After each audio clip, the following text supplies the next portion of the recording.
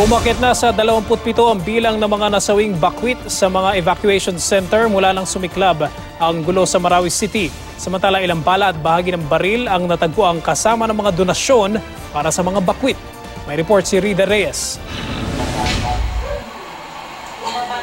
Halos matuyo na ang luha ni Aisha Macarambon habang inaalala ang kanyang bagong silang na sanggol na iilang oras lang niyang nakapiling. Kabuuan na ni Aisha sa kanyang ipinagbubuntis nang mapilitan niyang takasan ang gyera sa Marawi kasama ng kanyang pamilya mag-iisang buwan na ang nakalipas. Araw na ultrasound ko na hindi ko na ituloy dahil yun. Nagtakbuhan na kayo. Oo. Kung hindi po ba nangyari yung gyera sa Marawi kasama niyo? Nanuluyan muna sila sa evacuation center pero dahil sa hirap ng kondisyon doon, nagpahatid na siya sa ospital para doon magsilang. Sa kabila ng maselan niyang kondisyon, tagumpay na naisilang ni Aisha ang kanyang baby boy. Pero 5 oras lang ang itinagal nito at pumanaw din dahil sa hina ng katawan. Ang baby ko lang nawala. Kaya pinipilinis is na si Rida Reyes. Kaya wala. Nang makita ko lang ang anak ko nakalagay sa kwan ng ako. Hindi ko alam kung ano ang nangyari sa akin. Napakasakit po na mawalan ng anak. Kahit malaki o maliit man, pag kinuha talaga sa God, wala tayong magagawa.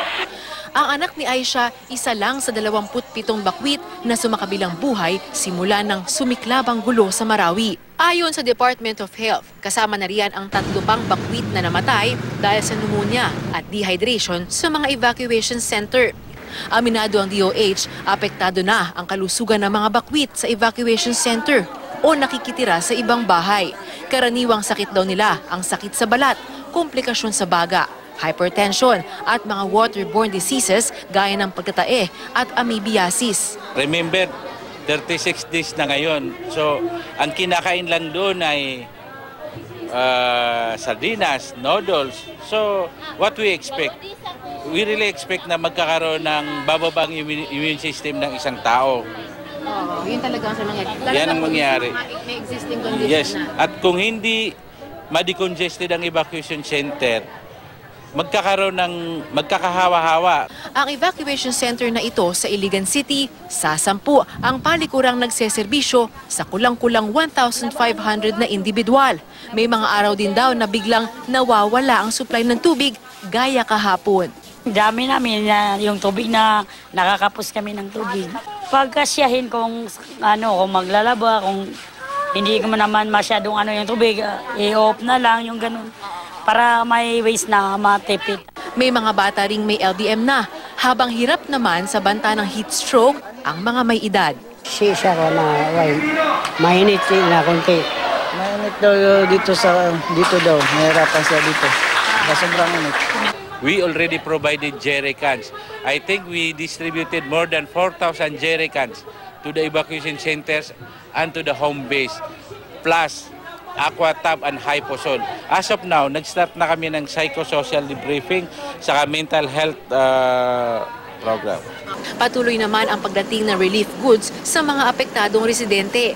Pero ang isang concerned citizen sa Mandaluyong nagulat ng ilang bala at mga parte ng baril ang nadiskubre niya sa isang donation box na ipapadala raw sana sa Marawi. Kwento ni Muhaymin Mutalib, inaayos niya ang mga natanggap niyang donasyon nang makakita siya ng 159 na bala ng baril at isang 9mm pistol magazine. Nakalagay raw ang mga ito sa isang puting eco bag. Bukod sa mga bala at magazine, mayroon ding gun holster, pistol hand grip at isang set ng gun cleaning kit sa eco bag. Inaalam na ng mga pulis kung saan nanggaling ang mga ito. Ang iba namang mga bakwit, nagpakalayo-layo na sa sentro ng bakbakan. May ilang nag-aaral na ngayon sa mga paaralan sa Batac City, Ilocos Norte. Gaya ng magpinsang sina Joe at Akil na lumikas kasama ang kanilang pamilya papuntang Ilocos kung saan naninirahan ang ilan nilang kaanak. Pinayagan naman silang mag-enroll kahit na wala silang dalang mga dokumento. Mas gusto mo Marawi o sa Ilocos Norte? Dito po. Bakit? Wala. Mas masaya? Opo. Walang gulo? Doon sa inyo, anong meron doon? Magulo po doon.